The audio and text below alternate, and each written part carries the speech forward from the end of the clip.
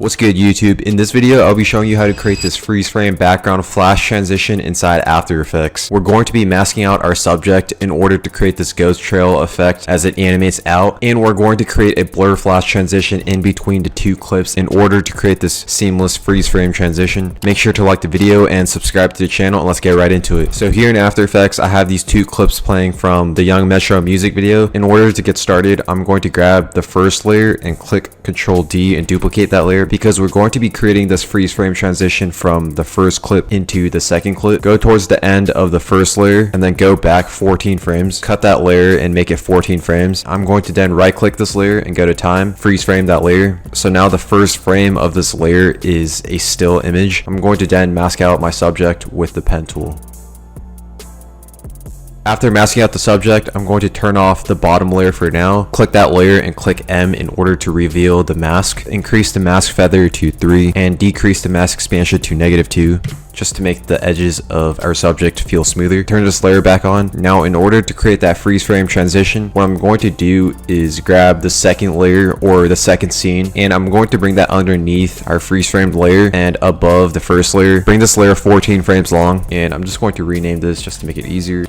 T-shirt freeze. Now we're going to animate the position of our subject. Keyframe the position in the beginning and then go towards the end or one frame before the end of the freeze frame layer. I'm going to animate the position where it animates down. Grab that keyframe and move it one frame forward at the end. I'm also going to keyframe the rotation as well, because as the subject is animating down, we can have it slightly rotate in order to make it look a little more dynamic rather than just having the subject animating straight down. Keyframe the rotation in the beginning. I'm just going to move a few frames forward just so that we can still see our freeze framed layer, and I'm going to keyframe the rotation at -20 so it has the slight tilt. Grab that keyframe and move it towards the end. I'm going to then grab these keyframes and easy ease them. I'm going to go into the graph editor of the position keyframes and make my graph like this, where the influence is at 100%. So it animates slow in the beginning and then it animates out fast. I'm going to create the same exact graph for the rotation keyframes. Make sure the influence is at 100%. Now if I play this, we have our freeze framed layer animating out. Doesn't look smooth yet, but we're going to get there. I'm also just going to trim the timeline. So in order to create that ghost trail effect, what we're going to do is grab that freeze framed layer, click Ctrl D, grab the layer underneath it and pre-compose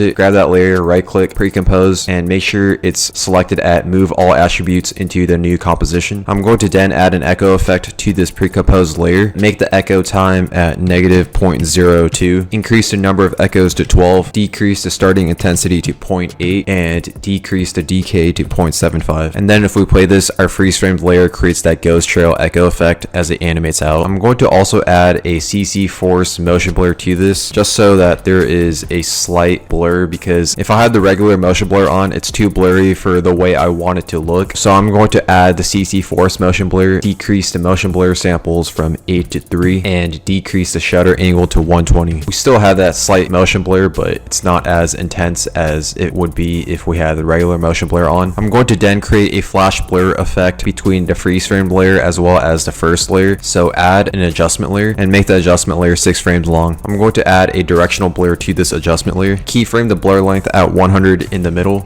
Click that layer and click U to reveal the keyframes. Go towards the beginning. Keyframe the blur length at 0 and keyframe the blur length at 0 at the end as well. I'm going to then add an exposure to this adjustment layer. I'm going to keyframe the exposure at 5 in the middle. Go towards the beginning. Keyframe the exposure at 0. Keyframe the exposure at 0 at the end as well. Grab those keyframes, easy ease them. Because the directional blur is at such a high blur length, it creates a transparent top edge as well as a bottom edge. In order to fix that, we're going to add a motion tile effect to our first layer and increase the output height to 300. Click mirror edges, grab that effect, click Ctrl C, and then click the second layer, which is the second scene, and click Ctrl V. And by adding that motion tile effect, it gets rid of that transparent top edge as well as the bottom edge. And now if we play this, this is what we have for our final transition. And that is all there is for this video. If you guys found this video helpful, please leave a like, comment, and subscribe, and I'll see you guys in the next video.